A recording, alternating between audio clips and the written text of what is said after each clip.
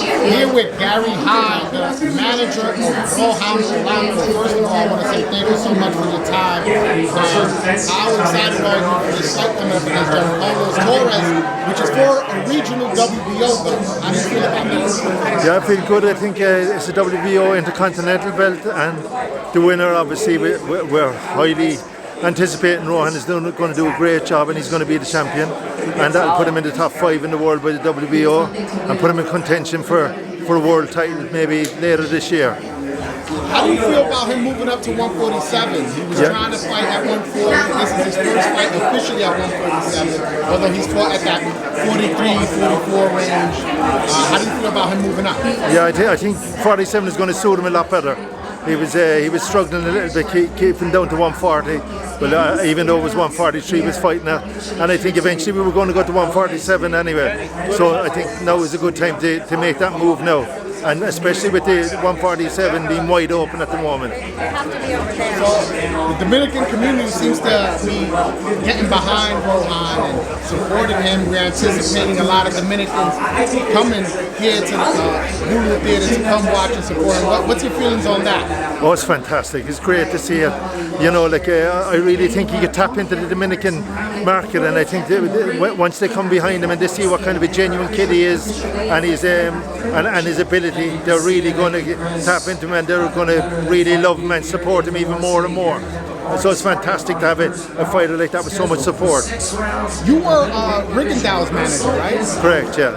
And a lot of people, so the Cubans have the same reputation as Dominicans as far as not selling tickets.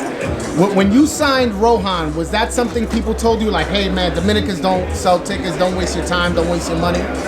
Well, you know, like the way it was when we signed him at first, I would say when we're going to get opponents from him, we'll have to move him on quickly, because unfortunately, because he's from Dominican Republic and they don't usually have a huge fan base, you have to see if they can fight. So at least they have to be able to fight. But with Rohan, he can fight. He obviously can fight very well, and he's got the power. He's got the support of the Dominicans as well.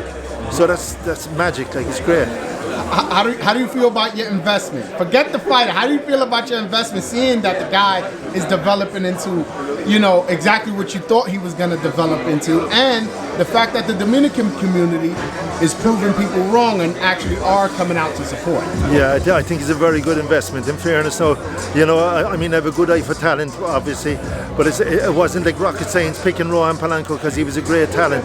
But the fact that I put him with Hector Bermudez, and I remember the phone in Rohan and telling him that Hector Bermudez would be his coach, and he said, oh, Bermudez, because obviously Hector has a great name in Dominican Republic from his past experience with world champions down there, training world champions, and Hector is really after molding him into a really good solid professional fighter, and that's really down to Hector.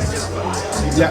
How did you meet Hector Bermudez? Oh, Hector, we know each other a long time, you know, like going back like maybe 15 years. Oh, wow. And I often said like that one day I'm gonna bring a fighter to you, and you're gonna give me a world champion.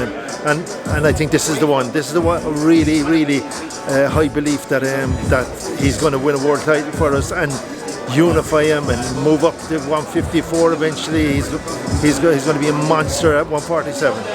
When was the last time you were this excited for a boxer prospect that you had? Yeah, I would have to be back with Rigondeaux.